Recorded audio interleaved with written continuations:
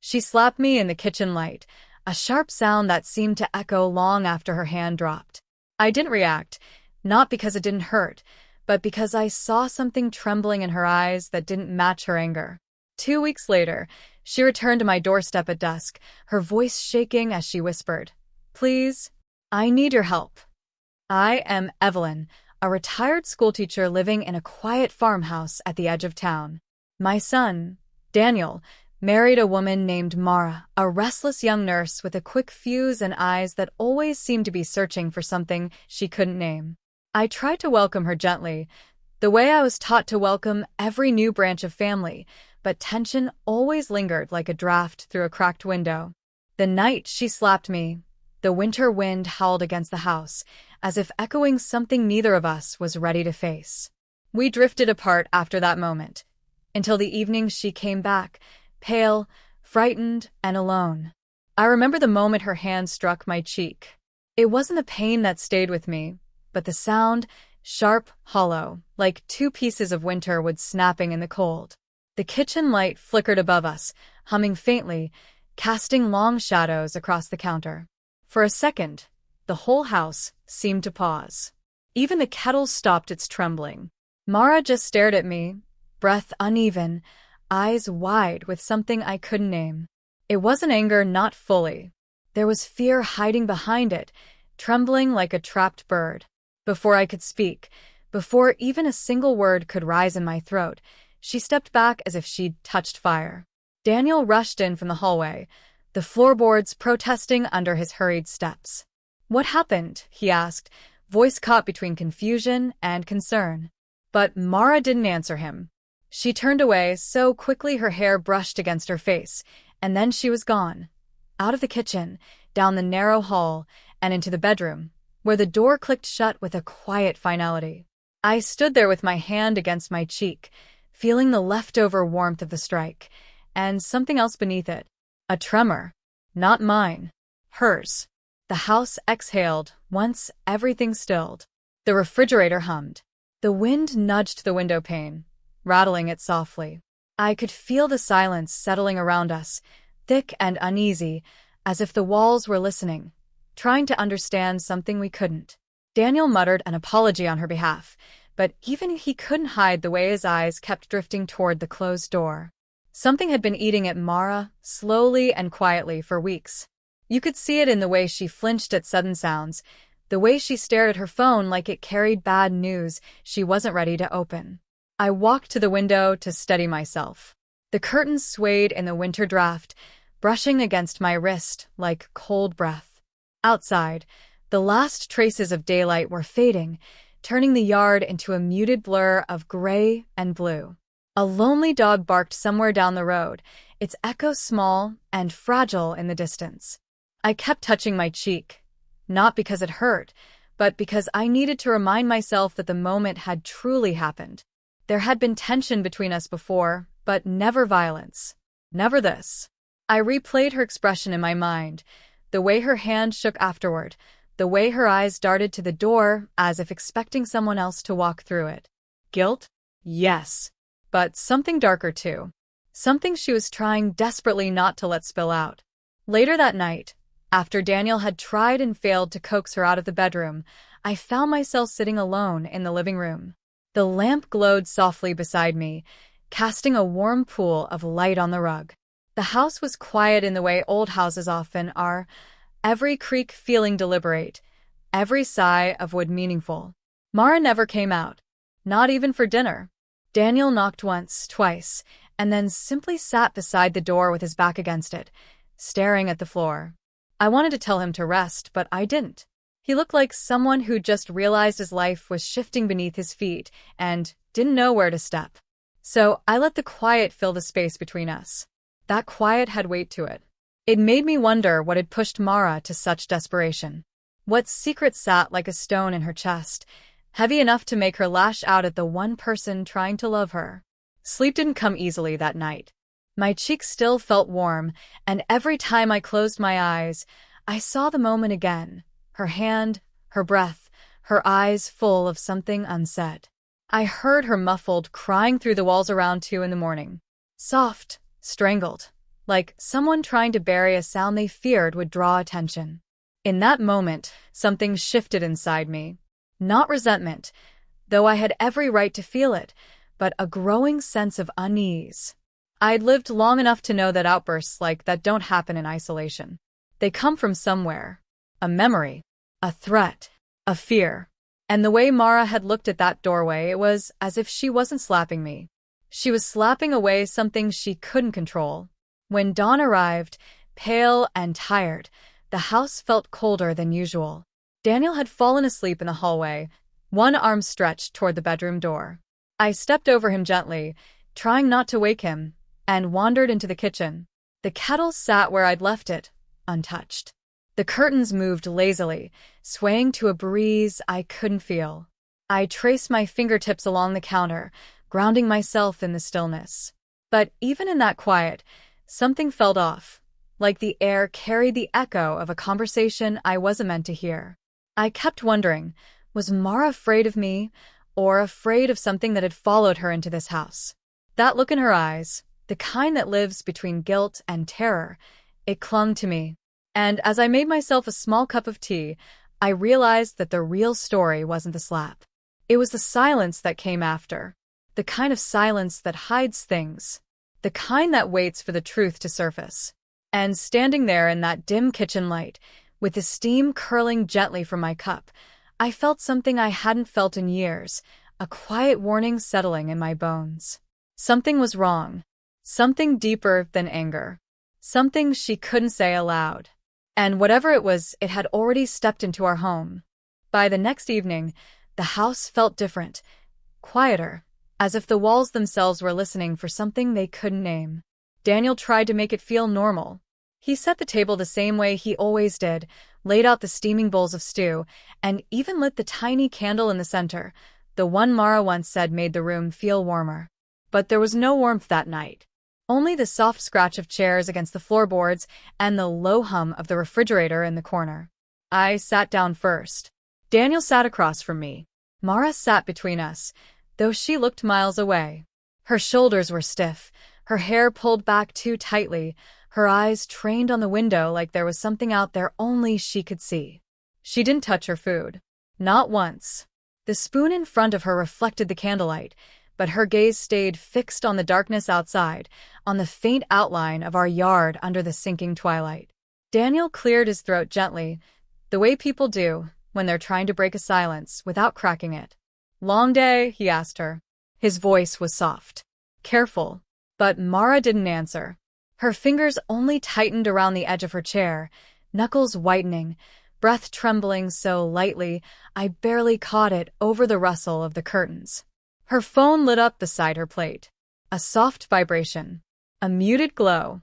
And I saw it then, her hands shaking.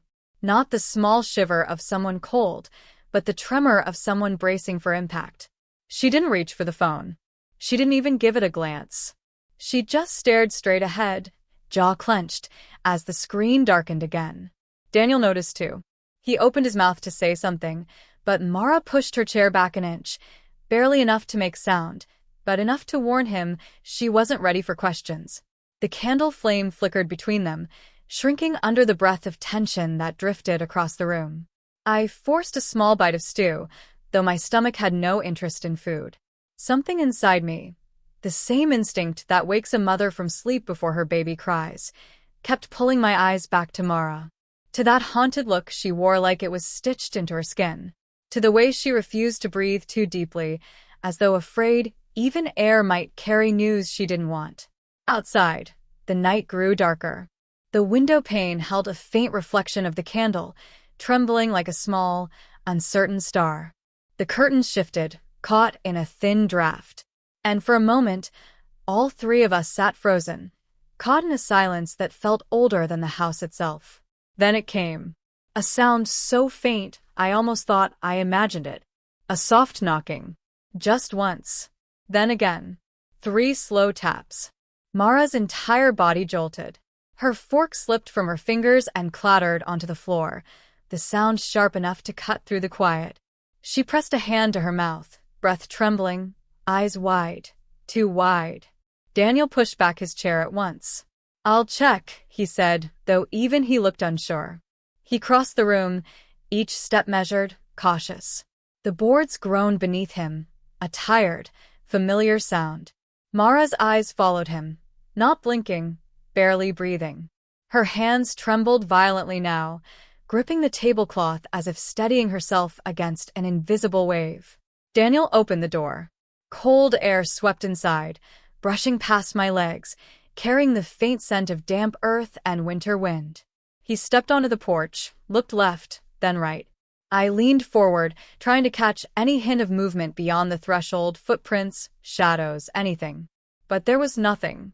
Just the empty yard, the pale wash of moonlight over the grass, and the gentle rattle of branches moving in the cold. No one's there, Daniel called back, voice low. But Mara didn't seem relieved. If anything, her fear deepened. She stood abruptly, pushed her chair back until it scraped harshly across the floor, and muttered, "I'm not hungry." Her voice cracked on the last word. Not from anger. From exhaustion. Fear. Something heavier than what she had shown the night before. She left the room quickly, footsteps rushing toward the hallway like she needed distance from the table, the window, the door, or maybe from herself. Her phone, still lying beside her untouched dinner, lit up again, this time with a longer vibration. She didn't come back for it. Daniel returned slowly, closing the door gently behind him. He stood still for a moment, staring at the empty space Mara had left. Then he let out a long, tired sigh. The kind of sigh people make when they've been carrying a question too long and still don't know how to ask it. He gathered the dishes quietly, one plate at a time.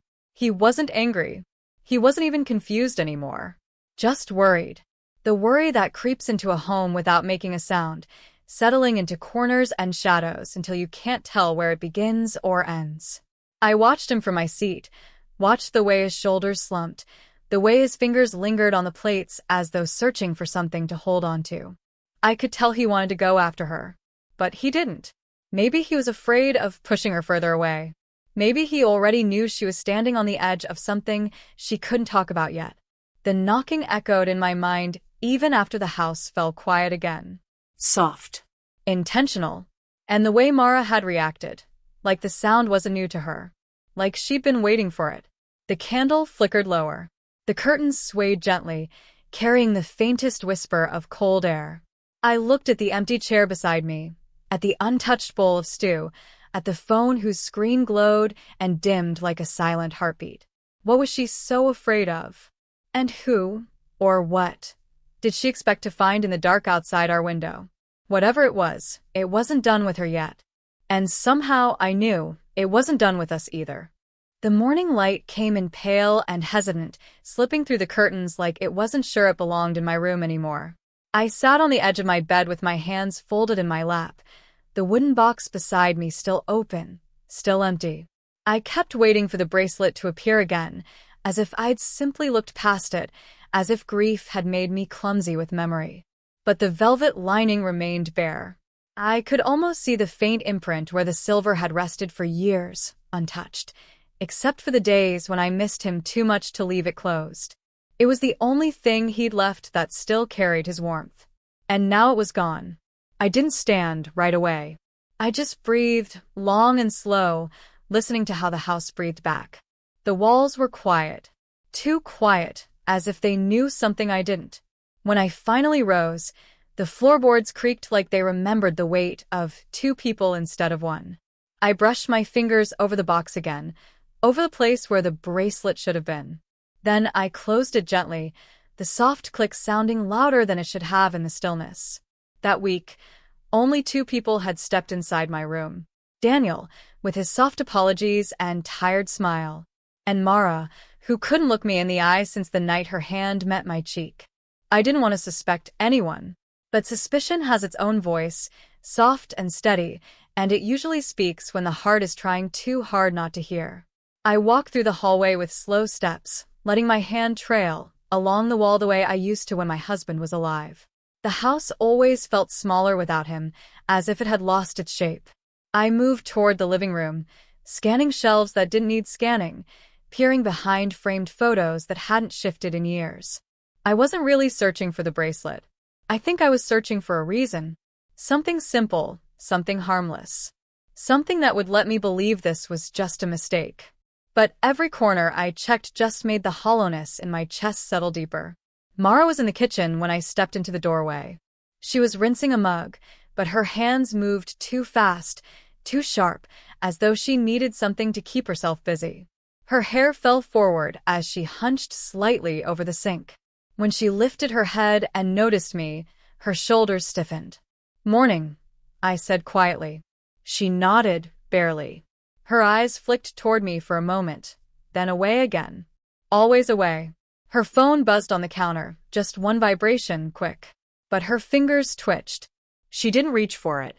Didn't even look. But her breath changed, lifted slightly, as though bracing for something.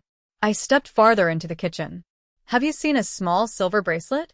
It belonged to my husband." Her back tightened. It was subtle, but I saw it, like a thread pulled too tight. "No," she said. Just one word, clipped at the edges.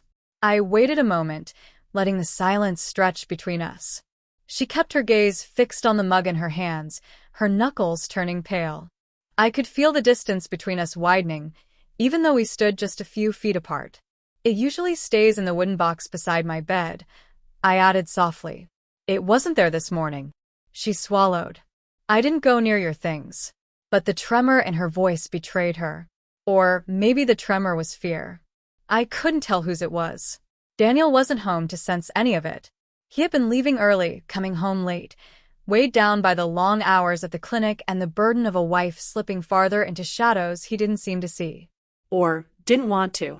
The bracelet didn't reappear by midday. I checked the laundry room, the old dresser by the hallway, even the little chest in the living room where we kept loose keys and forgotten trinkets. Nothing. The air felt colder each time I returned to my room, as if loss had its own draft. By evening, Mara kept pacing. She crossed rooms without settling in them, hands brushing her sleeves over and over, as though trying to warm herself despite the heater humming softly in the corner.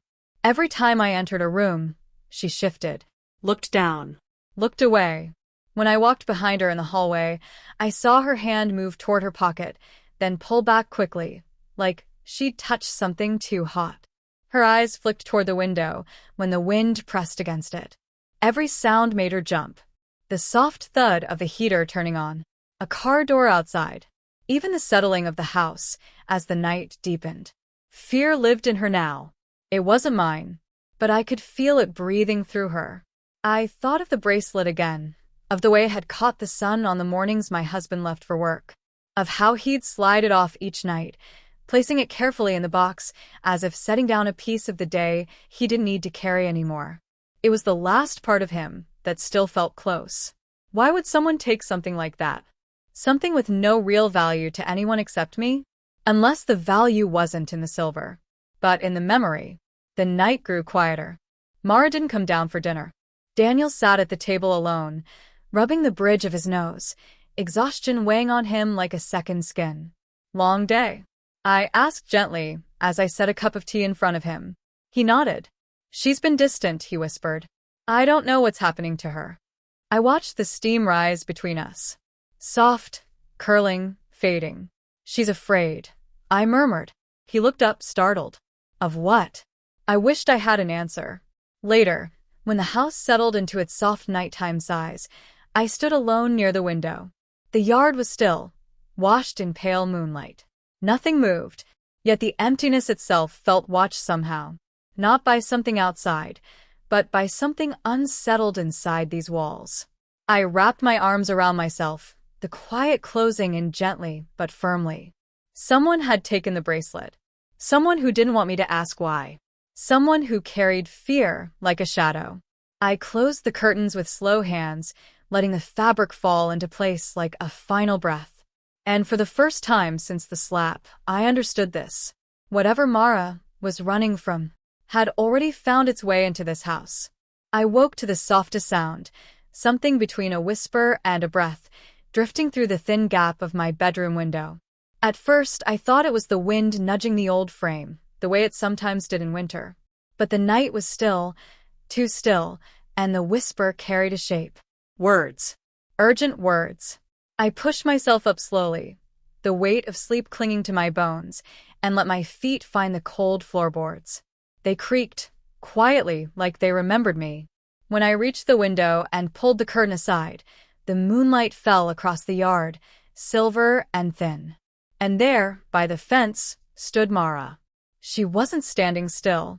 Her shoulders were folded inward, her hands moving nervously. She spoke in a low, hurried tone to someone just beyond the light. A figure, tall, silent, mostly shadow, hovered against the tree line, as if the darkness itself were listening. The whispering stopped the second I appeared. It was like watching a flame snuffed by an unseen hand. The figure stepped back, one slow retreating motion, and then vanished into the trees without a sound. Mara turned too late. She didn't see me at the window until she was walking toward the house, her breath unsteady, her hair stirred by a wind that wasn't there. For a moment, she froze in the yard, as though debating whether to run or come inside. But she finally walked through the back door, closing it softly enough to pretend she wasn't startled. A minute later, she appeared in the hallway outside my room. I could hear the shakiness in her steps. When I opened my door just a little, she forced a smile that didn't reach her eyes. She said she had gone out to check the washing line, claimed she'd forgotten a shirt clipped there earlier. But her clothes were dry. Her hands were trembling. And outside, the night held its breath, unmoving, untouched. No wind. No reason for fabric to flutter. No explanation that made sense. She didn't wait for me to respond. She slipped past me like someone hoping silence would erase what had been seen. I watched her walk away, her figure shrinking into the dim hallway light, and I felt the house shift again, the quiet, familiar shift of walls learning a new secret. When I lay back down, my pillow was cool against my cheek, but my thoughts were warm and restless. Sleep didn't come. The house creaked in places it usually didn't, small sounds rising in the dark like the murmurs of an old story waking. I listened to every one of them. The tick of the hallway clock, the faint hum of the refrigerator, the soft sigh of the front door settling in its frame. Each sound felt heavy, meaningful somehow. Mara's face lingered in my mind, the wide, frightened eyes, the hurried breath, the way she avoided looking at me. Not with guilt. Not exactly. Something worse. Something like dread. And I wondered who she had been waiting for in the dark. Who whispered to her in a voice soft enough to belong to danger. Who could make her flinch with just a phone vibration or the sound of a knock. The bracelet had gone missing 2 days before. My late husband's bracelet. The last thing he wore before the hospital called me. I kept it in a wooden box beside my bed because memories have a way of needing a place to rest. But the lid had been slightly crooked that morning, just uneven enough to say someone else's hand had been there. And though I tried not to accuse anyone in my heart, the truth always stirs in silence first. Now, seeing her at the fence, standing with a stranger, whispering, it pulled the thread tighter. The night stretched into hours. I lay awake listening to Mara pace lightly in the room down the hall, her footsteps too soft to be calm. Sometimes she paused near her door, as if leaning against it, listening for my movements. Once, I heard the slightest click of her window opening, and then closing, very gently, as if she didn't want the night to hear her fears. Around 3 a.m, the house fell into a deeper quiet, the kind that settles low in the walls and reminds you how empty a place can feel even when people are inside it. I closed my eyes for a moment, but the image of that shadowed figure stayed with me, the way he stepped back, unhurried, as though he belonged to the darkness more than the ground.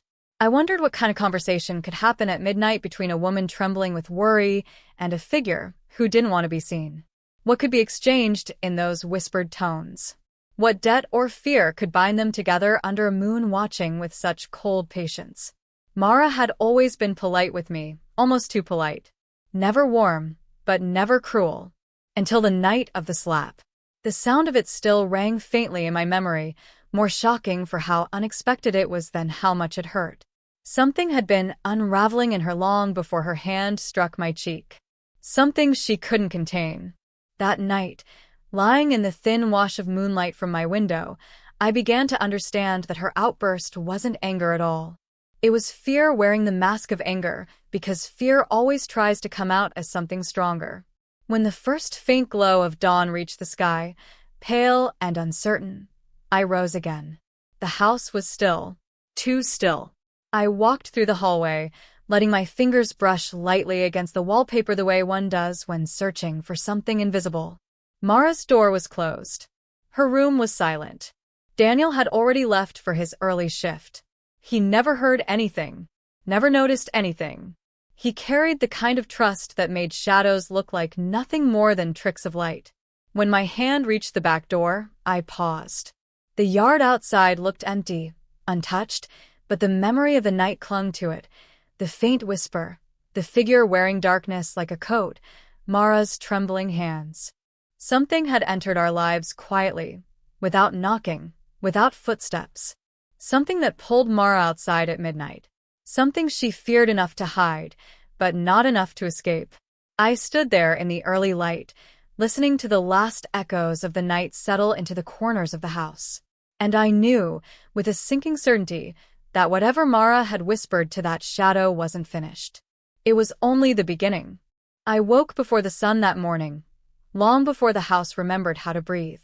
The kettle hadn't warmed, the curtains hadn't stirred, and yet something inside me already felt awake, as though the night had left a question beside my bed. Mara's whisper outside the window still clung to the air, thin and unfinished. I dressed in the half-light, letting the floorboards guide me gently, their old creaks warning me where not to step. Sometimes silence is the only way a truth lets itself be found. The sky was a pale gray when I stepped outside, the kind of morning that doesn't offer comfort, only clarity. My car felt colder than usual, as if it knew where I was going before I did. I didn't plan it out loud, just followed the quiet pull inside my chest until the familiar brick storefront of the old jeweler appeared at the end of Main Street. His windows were fogged, his lights dim. He opened at 9, but he always arrived early. He believed old objects carried their own mornings, their own rituals. My husband used to say the same thing. He looked surprised when I stepped in, brushing snow from my sleeves. The bell above the door gave a soft, tired ring, like it had been woken too gently. He greeted me by name, the way people do when they've known your grief long enough to speak softly around it. I reached into my bag and handed him the small wooden box, the one that should have held the silver bracelet. He didn't need to open it. He knew the piece by heart. My husband had brought it to him twice for polishing. He studied my face for a moment before sighing, a long, quiet breath that sagged his shoulders. Someone tried to sell it, he said. His voice didn't judge. It simply placed the truth on the counter between us. 2 days ago. I felt the air thin, as if the room had tightened around me. My fingers stayed on the box, holding it like it could keep me upright. He asked if I wanted the description of the person. I shook my head. I already knew the shape of the answer. Saying it aloud would make it real, and I wasn't ready for real. Not yet. I thanked him, though my voice barely rose above the hum of the old heater in the corner. Outside, the cold greeted me again, sharper this time, as if the truth had followed me out the door. I walked slowly to my car, trying to steady my breath, but the wheel felt unfamiliar beneath my hands. I drove without thinking, letting the road carry me back toward home, or whatever remained safe in that word. At the first intersection, I noticed it, a silver car, idling just far enough behind me to seem accidental. I turned left. So did it. The second intersection told the same story. I checked my mirrors the way my husband once taught me, quietly, casually. The car stayed back but never lost me. I felt something cold settle in my stomach, not fear, but recognition. Some dangers don't introduce themselves. They just follow, waiting for the moment you stop pretending not to see them. Only when I turned into my street did the car drift away, slow and unhurried, disappearing into the curve like it knew the route better than I did. I sat in my driveway for a full minute before stepping out, letting the cold air ground me. The house stood still. No curtains shifting, no footsteps moving. Just silence, a silence that felt like someone watching from the far end of it. Inside, I set the wooden box back on my bedside table, though leaving it empty felt like setting down a wound. I touched the place where the bracelet once lay, remembering the weight of it, the way my husband's wrist moved when he laughed. That silver had held pieces of him. Memories don't shine the same way in other hands. Daniel didn't come home until late evening, exhaustion clinging to him like a second coat. He kissed my cheek, gentle and distracted, then hurried to the kitchen to make something quick for dinner. He didn't ask why I was quiet. He'd grown used to silence in the house these past weeks, the kind that settles between people when fear moves in and no one knows who opened the door for it. Mara barely stepped out of their bedroom. I heard her voice only once, muffled through the thin wall, as if she was trying to keep her words from touching the air. When she finally came out, her eyes flicked toward me, and then away again. Her hands trembled when she picked up a glass, the waterline shaking just enough for me to notice. She looked like someone carrying a secret that didn't fit inside her anymore. I watched her closely, not with accusation but with a quiet kind of knowing. People who are innocent meet your gaze. People who aren't don't. She didn't. Later, when Daniel fell asleep on the sofa, still in his work clothes, I walked through the house slowly. I checked the drawers, the small boxes, the places where someone might hide something quickly. The bracelet wasn't there. Neither was the peace that once lived in these rooms. The house felt like it was holding its breath again, waiting for someone to admit what it already understood.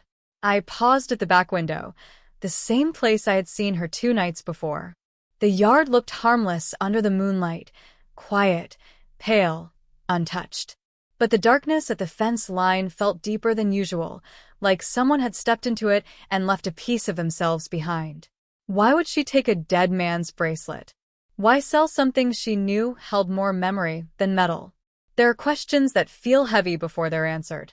And then there are questions that feel heavier once you finally see the shape of what they're pointing toward. I wasn't sure which one this was yet, but I could feel its weight settling on me, slow and undeniable. I returned to my room and sat on the edge of the bed, letting the quiet press against me. For a moment, I listened to the old house breathe, the slow creak of settling wood, the soft hum of the heater, the faint rustle of curtains sighing against the window pane. Something moved in the hallway. A soft step. Too soft for Daniel. Too hesitant for comfort. I waited, holding myself still, but whoever it was didn't come in. Just paused outside my door, then retreated. Guilt has footsteps. Fear has shadows. And secrets have a way of brushing past you in the dark, reminding you they're never truly asleep. I lay down slowly, the empty wooden box beside me like a hollow echo. Before my eyes closed, one thought settled more clearly than the rest. The bracelet wasn't the beginning, and losing it wasn't the ending. It was the middle of something larger, something already moving toward us, quiet and deliberate, just waiting for the right moment to step into the light. The kitchen always held its warmth in the early hours. Even in January, it greeted me with a kind of sleepy comfort, the scent of old wood, the soft ticking of the wall clock, the little window that usually caught the first stretch of morning light. But that day, the cold reached me first. The curtains shivered gently in the breeze, though the air outside was still. Snowflakes clung to the glass on the inside. A thin line of melting frost trailed down the sill like tears. And there, standing in the corner as though she'd been carved out of the shadows, was Mara. She looked different in the pale morning light. Smaller. Her shoulders slumped forward, her arms wrapped around herself as if bracing for something that hadn't yet arrived. Her eyes were red, not from the cold, but from a night spent fighting tears. She didn't look at me. She just stared at the open window, her breath hitching each time the wind pressed through the frame. I didn't speak right away. The house had its own way of telling the truth. And in that moment, everything felt slightly off-kilter, as though a piece of the night had followed us into dawn. "I forgot to lock it," Mara murmured, her voice fragile, thin, barely a thread. The excuse fell flat before it even reached the floor. Mara never forgot the windows. Not once in the 3 months she had been living under this roof. She checked them every night, twice, sometimes 3 times, moving through the house with her soft, anxious steps. Her fingers rubbed at her wrists now, a nervous motion she didn't seem aware of. Her breath hitched again when the curtain fluttered. Daniel wandered in a moment later, still half asleep, rubbing his eyes, his hair a tired mess. "What's going on?" he asked, yawning. Before I could answer, Mara spoke again, too quickly. "I left the window open. I'm sorry. I must have forgotten."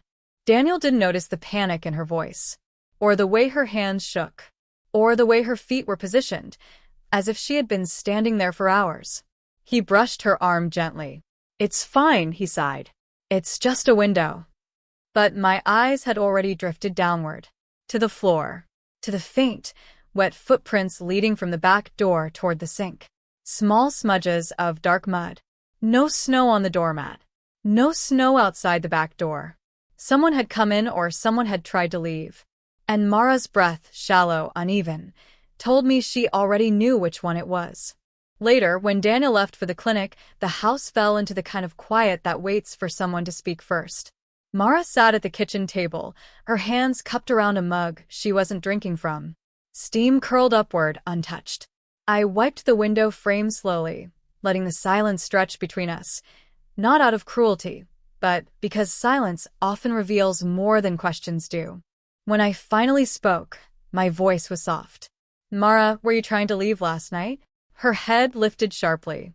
Her eyes widened, not in anger, not in confusion, but in fear. Fear so raw it settled in the room like a second draft. "No," she whispered too quickly. Then again, quieter. "No." But her fingers betrayed her, pulling at the sleeve of her sweater, twisting the fabric as if trying to wring out whatever truth she was holding inside. She glanced toward the hallway. Toward the back door. Toward the place the footprints had dried into faint shadows. "Mara," I said gently, "someone was here." Her shoulders tensed. Her throat tightened. She didn't deny it. For a long moment, she sat completely still, except for her eyes, which darted back toward the window as if expecting someone to appear in the glass. Then she whispered, barely audible, "He found me." The words chilled the air around us. Not because of volume, but because of what they didn't explain. Who was he? And why was she trembling as if the floor itself were dangerous? Before I could ask anything, she stood abruptly. I need some air," she murmured. But she didn't step outside. She just walked to the living room, wrapped her arms around herself, and stared at nothing. Her silence told me more than her words ever could. Something was slipping through the cracks of this house. And it wasn't just the wind. That night, long after Mara had shut herself in her room, I walked back to the kitchen. The window was locked now, the curtains still, but the cold lingered in the corners like an unfinished story. I knelt by the back door, tracing the faint outline of the footprints that had dried into the floorboards. Whoever had stood there, whether inside or outside, had carried something heavier than mud. I turned off the lights, letting the moon glow through the window. The house creaked softly, not from age but from memory. And as I stood there, the cold brushing the back of my neck, one thought anchored itself in my mind. Mara wasn't running from the house. She was running from someone who already knew how to reach her. The night felt longer after that, and far less empty. The evening had settled into one of those quiet winter hours when the house feels more like a memory than a home. The lamps were dim, the air soft with the smell of reheated stew, and Daniel had just hung his coat by the door. I remember thinking he looked older that night, tired in the way a man looks when sleep hasn't visited him kindly. I was putting away the last of the dishes when the phone rang. Not loudly. Just a thin, hesitant sound, like it wasn't sure it wanted to be heard at all. Daniel answered before I could wipe my hands. His voice started calm, then shifted. Not with fear, not yet, but with that quiet stiffness a person gets when the world nudges something unexpected into their hands. I watched his shoulders straighten, then drop, then hold. When he turned toward me, he didn't have to say anything. I already knew the call had come from a place where truth doesn't wait politely. "It's the police," he said finally, his voice lower than a whisper. "They've detained someone near the house." The house seemed to shrink around us. Every shadow felt closer. "Suspicious activity," he continued. "And he was carrying something. Something of yours." For a moment, my breath didn't move. My fingers went cold even before he spoke the next sentence. They found her bracelet, Mom. Dad's bracelet. The room tilted just a little, soft and slow. I had spent days searching for that bracelet, hoping it was simply misplaced, telling myself it might turn up in a coat pocket or under a drawer. I hadn't allowed myself to imagine it resting in the hands of a stranger. Daniel stood there, waiting for me to say something. But the words sat somewhere behind my ribs, unwilling to move forward. Instead, I looked toward the staircase, toward the room Mara had shut herself in since morning. She must have heard the phone. She must have heard Daniel's voice change. Yet she didn't come down. "We have to go identify him," Daniel said gently. "They need us at the station." I nodded, but my eyes stayed on the staircase. On her door. On the silence behind it. Daniel walked halfway up the steps and knocked. Lightly at first. Then again more firmly. "Mara, we need to go. Something's happened." A long pause pressed against the walls. Then the door opened just a crack, just enough to see her eyes. Red. Glossy. Afraid of light. "I'm not going," she whispered. Daniel blinked. "What do you mean?" "We have to." "I can't," she murmured, shrinking back even as the door remained half open. "I can't face him." Her voice broke on the last word, and something in the air shifted. It wasn't just fear. It was memory. Heavy and unfinished. Daniel stepped closer. "Face who?" "Mara, what are you talking about?" She swallowed hard, her breath trembling as if each inhale carried its own weight. "The man they caught," she whispered. "I know who it is." Silence fell so suddenly the house felt hollow. Daniel stared at her, utterly confused. "You know him?" But she wouldn't meet his eyes. Instead, her gaze drifted past him, toward the front door, toward the dark outside, toward something only she could see. Her hands trembled as she held the frame of the door, gripping it like a lifeline. "I can't go there," she said again, voice thin as frayed thread. "Not after what happened." A chill threaded through my spine. The bracelet. The midnight whisper by the fence. The open window. The muddy footprints. All of it began to pull together into a shape I didn't yet understand. I stepped closer, slow and careful. "Mara, who is he to you?" She flinched, not from the sound of my voice, but from the question itself. As if she had been waiting for it, fearing it, knowing it would eventually corner her. She shook her head, not in denial, but in defeat. "Please don't make me go," she whispered. "Please." Daniel looked between us, bewildered. "I don't understand what's happening. Why would someone be near our house with Mom's bracelet? Why would he have anything to do with you?" Her breath hitched, and tears filled her eyes. She pressed a hand over her mouth, as though she were trying to stop a truth from escaping. "I didn't think he'd find me," she whispered through her fingers. "I didn't think he'd come this far." Daniel's entire body stilled. "Find you? Mara, who is he?" She closed her eyes and leaned her forehead against the doorframe, shoulders shaking with the kind of silent sob that comes from a place deeper than fear, something more like history. I stepped forward slowly until I stood beside Daniel.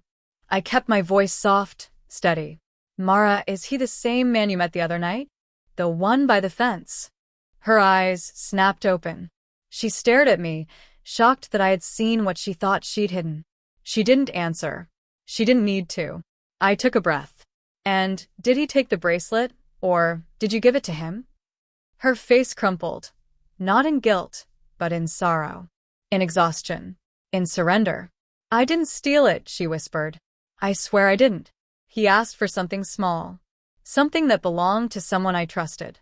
Said it was proof I still existed. Proof I hadn't disappeared."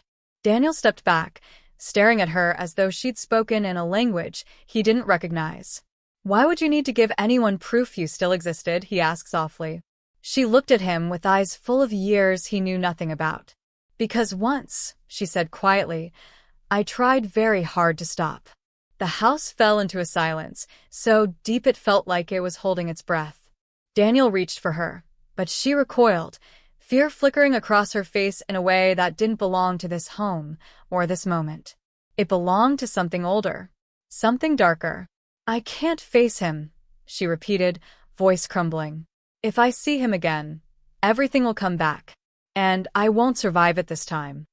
The wind outside rattled the porch rail, a small reminder that the world was still moving even as ours stood still. Daniel lowered his hand slowly. A quiet understanding began to dawn in his eyes. Not clarity, just the first fragile edge of it. I stepped forward, placing a gentle hand on the banister. Mara, I said softly, you don't have to face him. Not tonight.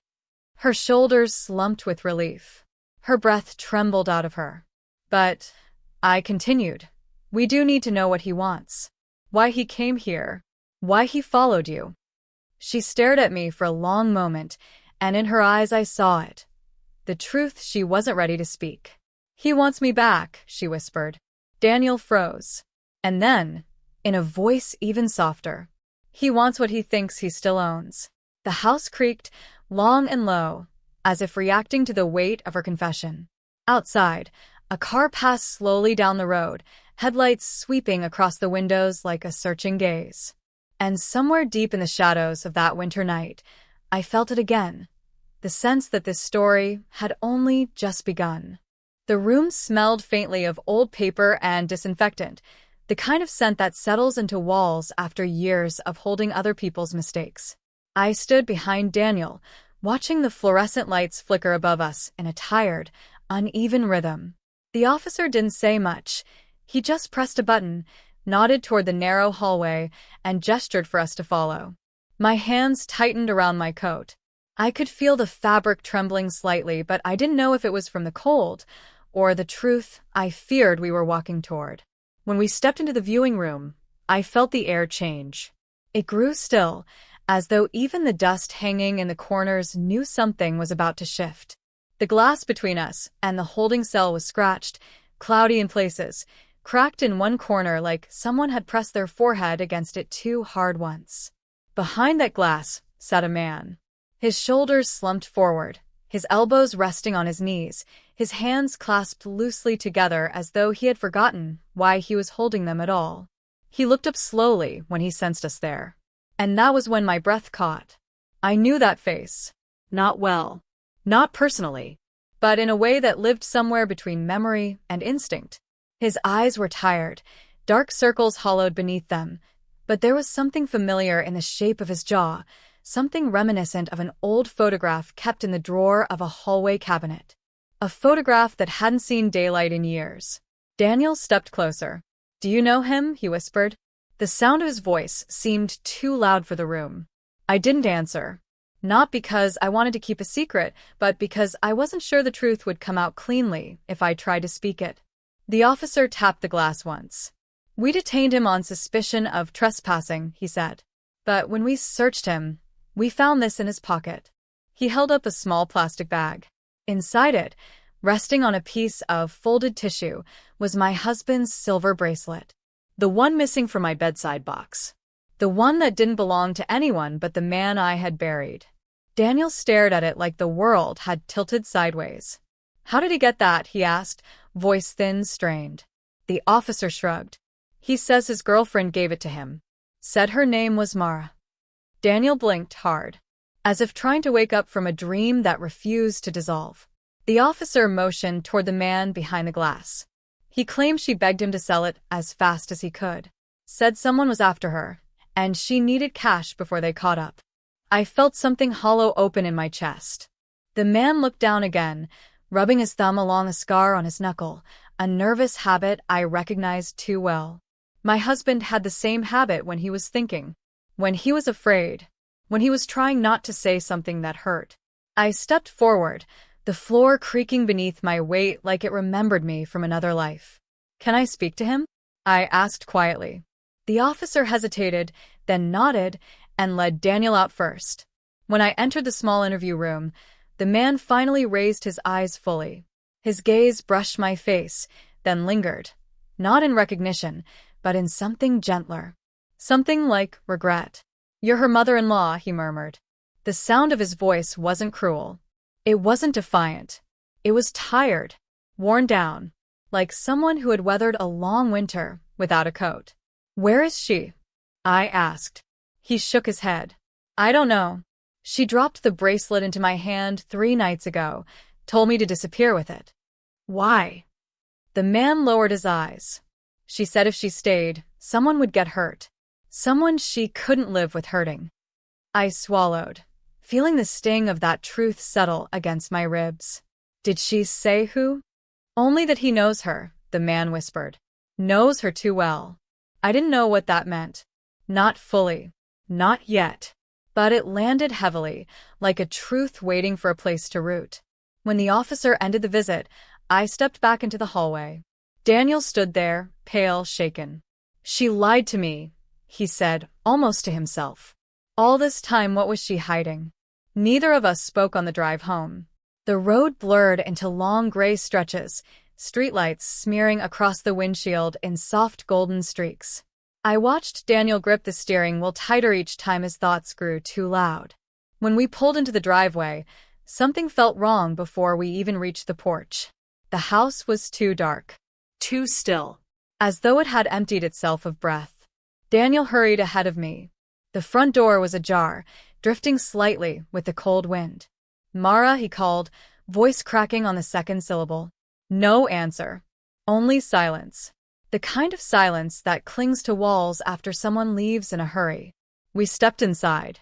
The scent of her perfume lingered faintly in the hallway, soft floral notes mixed with something sharper, like fear. Her coat still hung on the hook by the stairs. Her bag sat on the small bench beneath it, untouched, strap dangling over the side like a question left unfinished. She didn't take anything, Daniel said, voice trembling. Not even her keys. I moved farther into the living room. A glass of water sat on the coffee table, half full, the surface still, unbroken. A blanket lay on the sofa, folded neatly. Too neatly. As if she had set it down to appear calm before walking away. She left fast, I murmured. Daniel nodded, his breathing shallow. But where would she go? I looked toward the open door, watching the curtains shift gently with the night breeze drifting in. The darkness outside felt too close, too watchful. I didn't know where she had gone, but I knew what fear looked like. And Mara hadn't left to run toward something. She had run to get away. And whatever she feared was close enough to send her fleeing without a coat, without a bag, without a word. I stepped onto the porch, the night air brushing my face like a cold hand. The yard stretched out in silence, the trees at the edge of the property swaying slowly, too slowly, as if someone moved between them. Someone who had been waiting for her. For us. Behind me, the door creaked softly as Daniel sank onto the stairs, burying his face in his hands. I kept my eyes on the tree line, on the shadows that didn't seem to belong to the wind. And I whispered into the darkness, barely audible even to myself. Mara, what did you run from? And the night did not answer. But it listened. The house felt different that morning. Not louder, not quieter, just empty in a way I hadn't felt in years. It was the kind of emptiness that doesn't come from someone leaving, but from the space they leave behind. The space that remembers them. Every room breathed a little differently, without Mara's footsteps moving through it. Even the hallway seemed to stretch longer, as if waiting for her shadow to reappear. Daniel sat on the edge of the couch, elbows on his knees, staring at a cup of untouched tea growing cold in his hands. He didn't say a word, and I didn't ask him to. Sometimes silence has its own kind of truth.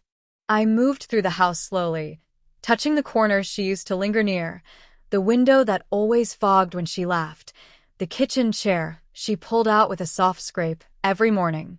Her absence clung to everything, like a thin film no light could wash away. I tried to tell myself she simply needed space, but the abandoned bag by the door, the coat still hanging as if she'd return in the next breath, none of it felt right. None of it felt like a woman who left by choice. When I stepped into their bedroom, the air felt heavier. A pillow slightly dented. The blankets pulled halfway back. And there, barely peeking from beneath the edge, a torn white envelope. My hand hesitated before I picked it up. The paper was soft, worn at the corners, like it had been folded and unfolded too many times. Inside, Only half a letter remained, the top ripped clean off. But the words that survived, they settled deep in my chest. I never meant to bring this into your home. I'm sorry. The handwriting was unmistakably hers, sharp strokes softened by trembling fingers. I sat on the edge of the bed, the envelope resting in my palm like it weighed more than paper ever should. A quiet ache moved through me, the kind that makes you breathe slower, just to keep the world from falling apart. I didn't hear Daniel come in. I only felt the bed shift as he sat beside me. His eyes found the torn envelope, and something inside him gave way. Not loudly. Just a small, breaking sound somewhere behind his breath. He took the paper from my hand with shaking fingers, tracing the words as if touching them might rewrite what they meant. For a long moment, he didn't speak. His throat worked hard, fighting tears he didn't want to show, but they came anyway, soft, exhausted, falling without sound. I should have known, he whispered finally. She was scared and I didn't see it.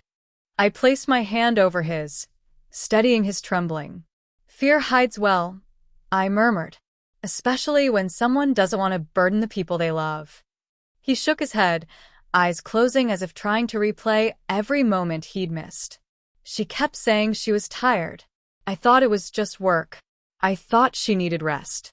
His voice cracked. I didn't know she meant something else. Outside the window, the trees swayed gently, their branches leaning into one another, whispering in the cold. It felt as though the world beyond the glass knew something we didn't, some truth sitting just beyond reach. The house creaked under a soft gust of wind, the same way it did on nights when secrets drifted through its walls. Daniel wiped his face with his sleeve, but the exhaustion on him didn't fade.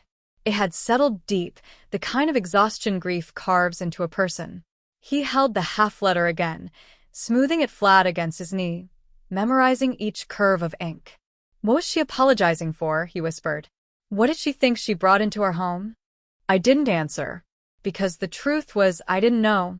But I felt the same cold twist in my stomach that had followed me since the night I saw her whispering to that shadowed figure by the fence. Something had been inching toward our family long before the slap, long before the bracelet went missing. Something she'd been carrying alone. The day stretched on quietly. Clouds rolled across the sky in heavy layers, dimming the light until the afternoon looked more like dusk. Daniel tried calling her. Again and again. Each ring echoed into nothing. Each silence chipped deeper at his hope. I stayed close, not crowding him, but not letting him fall apart alone either. Sometimes the only comfort you can offer is simply not leaving. In the evening, he stepped outside for air, leaving the torn letter on the coffee table. I sat beside it, sliding my thumb over the paper's edge. The words replayed in my mind over and over. I never meant to bring this into your home. Bring what? Fear? Danger? A man who carried my bracelet in his pocket as though it meant nothing? Her panic, her trembling hands, the midnight whispers, they all began to line up like puzzle pieces, just starting to show a picture. But the picture was still missing too many parts. A faint rustle outside made me lift my head. The trees leaned forward under a rising wind. The sky had gone a deep, bruised gray, the last bit of light slipping behind the horizon. I watched the branches sway, bending as though something moved between them. Something unseen, but not unfamiliar. The back fence rattled softly.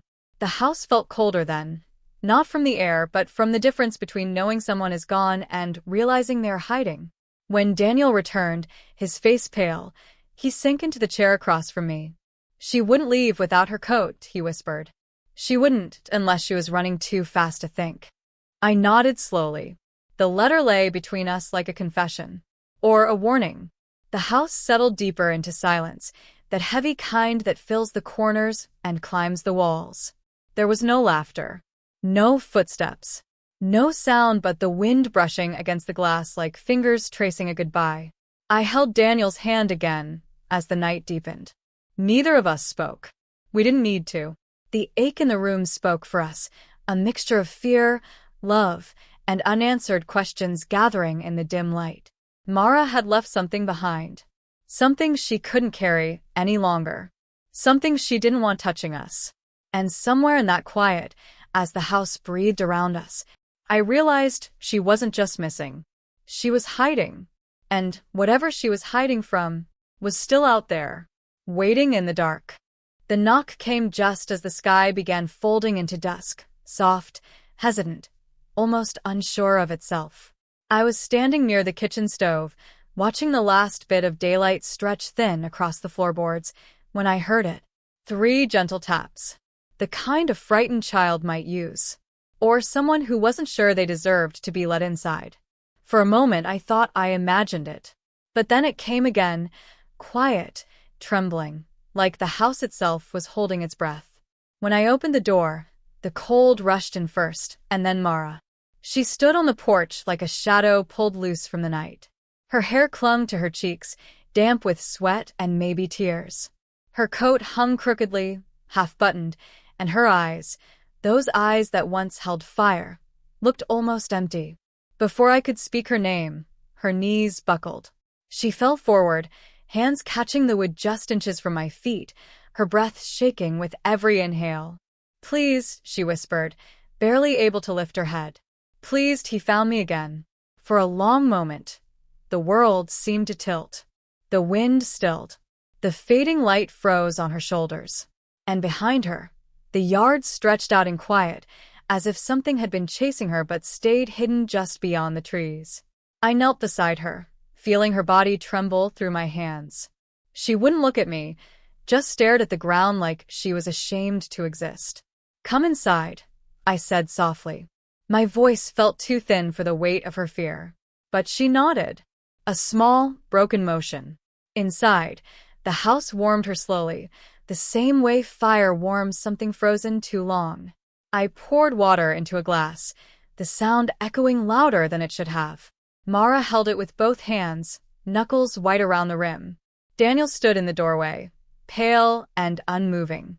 He looked like a man who had walked into a room he no longer recognized. His wife sat hunched on the couch, and he didn't know how to approach her. Not without breaking something fragile. The silence thickened between them. Mara tried to speak, but swallowed the words instead. I sat beside her, close enough that she could feel someone near, but not so close she'd feel trapped. She kept her eyes on the window, even though it was too dark to see anything outside now. The glass only reflected the room, and her shaking hands. When she finally found her voice, it came out thin and uneven. "I'm sorry," she whispered. "For the slap. For the lies. For everything." She pressed her palms to her face, shoulders shaking. "I never meant to bring this into your home." Daniel took a step forward. Just one. It made the floor creak in a way that sounded old and tired. "Mara," he said, barely breathing the name. "What are you talking about? Who found you?" She didn't answer right away. Instead, she pulled her knees tightly to her chest, like she was trying to make herself smaller. Less noticeable. Less vulnerable. "He used to be someone I trusted," she finally said. "Before I met you. Before I came here." Her voice cracked. "But he changed. And when I tried to leave, he wouldn't let me." The truth settled over the room like cold ash. I felt Daniel's breath hitch behind me. Mara didn't look up. Not even once. "He followed me for months," she continued. "Every town. Every job. Every place I tried to hide. When I married Daniel, I thought I'd outrun him. I thought maybe he'd let me go."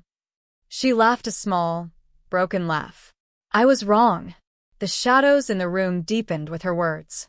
The fire flickered like it wanted to retreat. Daniel moved closer slowly, as if approaching a wounded animal. "Why didn't you tell me?" His voice carried more heartbreak than anger. "Why would you face something like that alone?" She shook her head quickly, tears slipping through her fingers. "Because you deserve a safe life, Daniel. A quiet one. Not one haunted by him." She pulled her hands away from her face, finally looking at him. Her eyes were swollen, red-rimmed, and full of years she'd never spoken of. "And I didn't want him to hurt your mother. Or you." Her words hit me harder than I expected. I hadn't realized I was holding my breath until something inside my chest loosened. Mara looked at me then, really looked, as if she needed to see whether I still saw her as the girl who slapped me or the woman who had been running for her life. "I didn't take the bracelet to steal," she said softly. "I gave it to him so he'd leave. It was the only thing I could think of, something valuable enough to buy time." She lowered her head. "I thought it would keep him away from your home." Daniel dropped into the chair across from her, burying his face in his hands. The sound of his quiet exhale felt like something breaking. "All this time," he murmured, "you were terrified and I thought you just didn't love me anymore." Mara reached out, fingers trembling, and placed her hand on his knee. "I loved you enough to leave you out of this," she said. "And that was my mistake. I should have trusted you to stand beside me." The house felt strangely alive around us, each wall absorbing their pain, each shadow listening closely. Outside, the wind brushed gently against the windows. A soft whisper of night, as if urging her to continue, as if urging him to understand. I moved quietly to the window, lifting the curtain. The yard was empty, the dark still, but fear leaves traces even in silence. "Was he the man at the station?" I asked without turning around. Mara's breath halted. "Yes." One simple word, heavy enough to fill the whole room. Daniel lifted his head, eyes shining with disbelief and something deeper, something protective. "He came to our home," he said. "To our yard." His voice stiffened. "To our window." Mara nodded slowly. I saw Daniel's jaw tighten, not in anger at her, but at the fact she had been bearing this alone. The fire popped softly in the grate, sending a tiny spark into the air. The room held on to every sound. Mara wiped her tears with the sleeve of her sweater. "I didn't run tonight because of him," she said. "I ran because he told me something before the police took him away." Daniel leaned forward. "What did he say?" She closed her eyes, voice barely above a whisper. "He said he wasn't alone." The weight of her words pulled the air out of the room. A long silence followed, stretching into the corners of the home. Even the fire seemed to dim. Mara looked at both of us, small and exhausted on the couch. "I don't want to be afraid anymore," she whispered. "I don't want to run. Not if you'll help me stay." Daniel reached out and took her hand, and for the first time in weeks, she didn't pull away. I watched them quietly, the dusk deepening behind the window. Somewhere outside, the trees swayed with the faintest sigh, like the world shifting just slightly toward the truth. Forgiveness doesn't come all at once. Sometimes it begins with a single knock at dusk and the courage to open the door.